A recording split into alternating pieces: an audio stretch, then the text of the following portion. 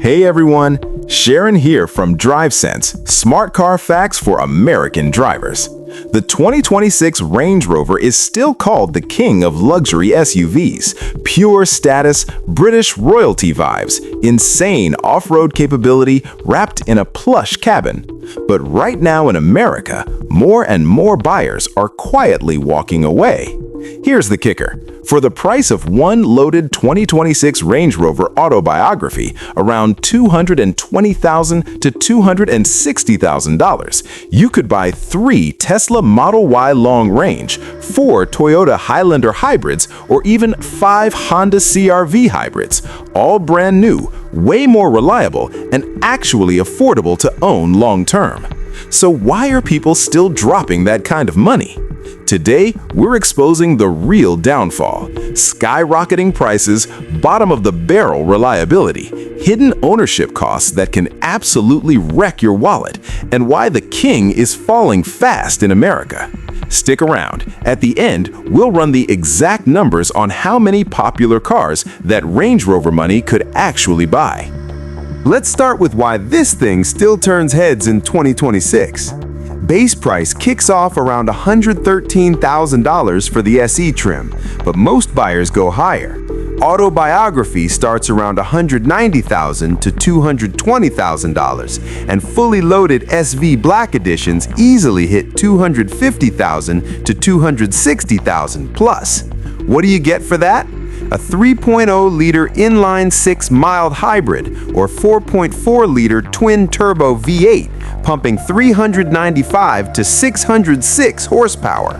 Air suspension, terrain response modes, real off-road hardware. This isn't just mall crawler luxury. Inside, massage seats, refrigerated console, panoramic roof, 13.1-inch touchscreen, whisper-quiet cabin, soft closed doors, deployable handles. It feels like a private jet on wheels. On paper, it's unbeatable. Supreme comfort, commanding presence, genuine off-road ability, endless customization through SV. It's the car that screams, "I've made it," and Americans have loved that image for decades. But here's where the story changes in 2026 America. Land Rover sales, especially the Range Rover lineup, are down year over year. Recent quarterly numbers are hovering around 6,000 to 8,000 units in the US, noticeably lower than previous years. Why the drop? Sticker prices have climbed again.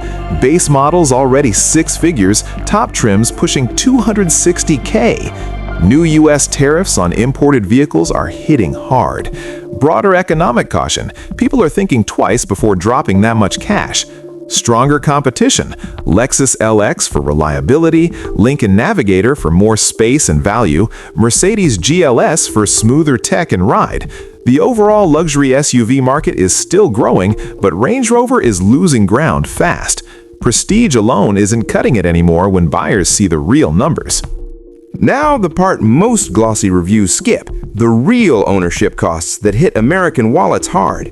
Insurance? One of the highest in the luxury class. Expect thousands more per year than a comparable Lexus or Lincoln.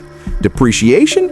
Brutal. Many owners lose $30,000 to $50,000 or more in just a few years, sometimes $50K plus in under a year on high-end trims.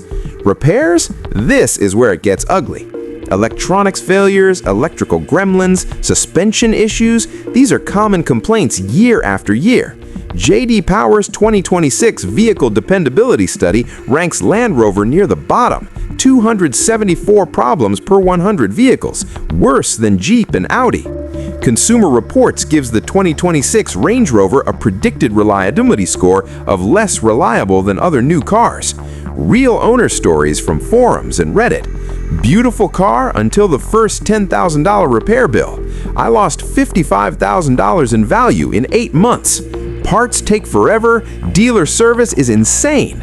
High repair costs plus long wait times plus premium gas plus expensive tires equals money pit for the average American buyer. So who is the 2026 Range Rover actually for? Ultra-rich buyers who want the ultimate status symbol and can shrug off endless maintenance and depreciation hits. Yes, it's still worth it for them. They treat it like jewelry. Looks amazing, feels amazing, and they don't blink at the repair bills. But for most Americans, no. Let's run the real numbers one more time. For the price of one loaded 2026 Range Rover, $220,000 to $260,000, you could buy 3 Tesla Model Y long range, $50,000 to $55,000 each, electric, low running costs, great family space. 4 Toyota Highlander hybrids, $45,000 to $55,000 each, reliable, fuel-efficient, tons of room.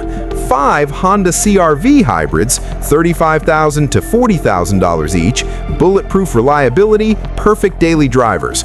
All of these give you more vehicles, far lower risk, and better long-term value, without the Range Rover's famous money pit reputation.